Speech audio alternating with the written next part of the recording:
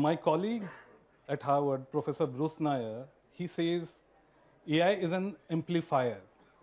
It enhances whoever uses it. If democracy uses it, it enhances democracy. If it goes in the hands which is we don't want to, it enhances that also. And when we speak about GPU, as Krishnan also mentioned, there are only few companies who control GPUs. How do you look at it as a supply chain problem or an institutional problem? Look, first of all, thank you so much for having me on this panel.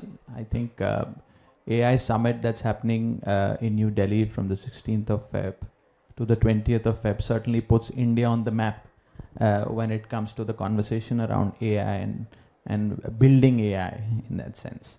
To answer your question, I did raise that question in Parliament about GPUs and the lack of GPUs when it comes to India's compute capacity. Now, I didn't raise that to sound technical, I raised that question to sound practical. Today, whichever country has the compute capacity is going to rule the roost, is going to have governance efficiency, is going to have military capability, is going to have more and more economic prosperity. So this compute capacity, which has today become a supply chain issue, but at the very heart of it is a sovereign issue. It is not a supply chain issue to my mind. Now, why do I say that it is a sovereign issue or it is an issue of strategic autonomy and less of an issue of supply chain? Is simply because there is a monopoly today that exists in the world of AI. When I say monopoly, I mean three things: design, manufacturing, and export. Design almost entirely is controlled by a few select companies like NVIDIA that have had the first mover advantage, whose chips and GPUs, etc., and the design architecture is being used effectively by virtually all LLMs, generative AI models, so on and so forth. So even if there is a new company that comes about, the resistance to change or to move from the NVIDIA chips to any other company's chip is going to be huge. So they have a design advantage or a design monopoly. The second is the manufacturing monopoly.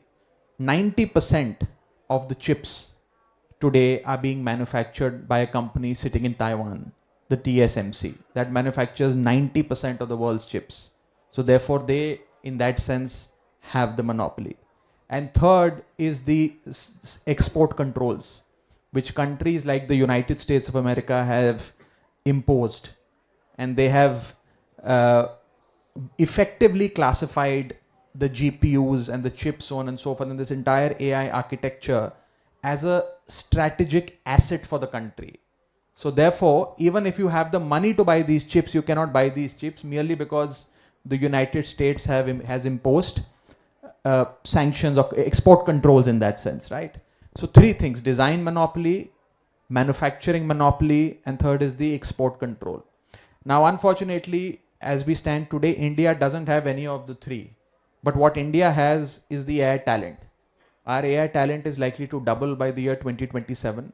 We are world number one when it comes to AI skill penetration. And in that sense, when it comes to talent, it is India that the world looks up to. But talent alone, without compute, in my view, is merely an aspiration, right? And compute without sovereignty will lead to India's dependence on some supply chain, on some country, on some geopolitical relationship. So therefore, it is important that India today and legislators like Krishna and myself today work towards, from an India standpoint, building milestones to secure access at the first level, to have clear-cut direct goals so that India has access to the AI ecosystem. The second is diversifying supply.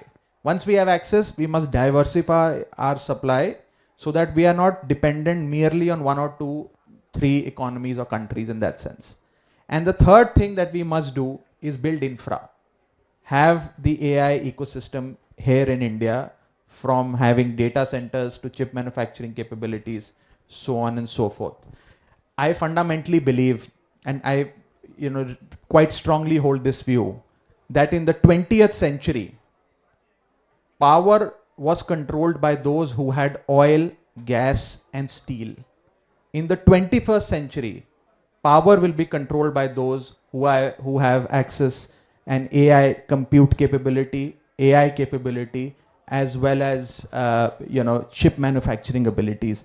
Whosoever controls this will effectively control the levers of power in the 21st century.